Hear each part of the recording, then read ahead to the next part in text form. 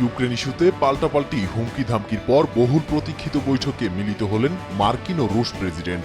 আলাস্কায় অনুষ্ঠিত বৈঠকে পুতিনকে উষ্ণ অভ্যর্থনায় কোনো কমতি রাখেনি মার্কিন প্রশাসন। পুতিনকে লাল গালিচা সংবর্ধনা দেন ডোনাল্ড ট্রাম্প। এরপর করমর্দন করেন দুই বিশ্ব নেতা।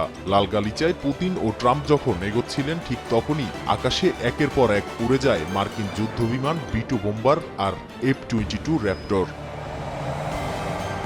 মার্কিনদের তৈরি দীর্ঘপাল্লার স্টিলথ বোম্বার B-2 বিমানটি মূলত শক্তিশালী এক বোমারু বিমান, যার রাডার ফাঁকি দিয়ে শত্রু এলাকায় প্রবেশ করা, আকাশ প্রতিরক্ষা এড়িয়ে পারমাণবিক বা সাধারণ বোমা হামলা চালানোতে দক্ষ এই বিমানটি। 1980 সালে এই প্রকল্পের কাজ শুরু হলেও এর উড্ডয়ন হয়েছিল 1989 সালে। পুতিনের লাল গালিচা সংবর্ধনার মধ্যেই মাথার ওপর যুদ্ধবিমান উড়ে যাওয়ার ঘটনায় বিচার বিশ্লেষণ শুরু করেছেন অনেকে।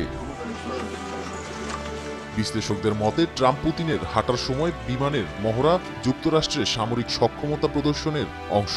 পুতিনকে ডেকে নিজেদের সামরিক সক্ষমতার শক্তিশালী বার্তা দিলেন ট্রাম্প, আর এ নিয়ে বিশ্বজুড়ে শুরু হয়েছে আলোচনার ঝড়।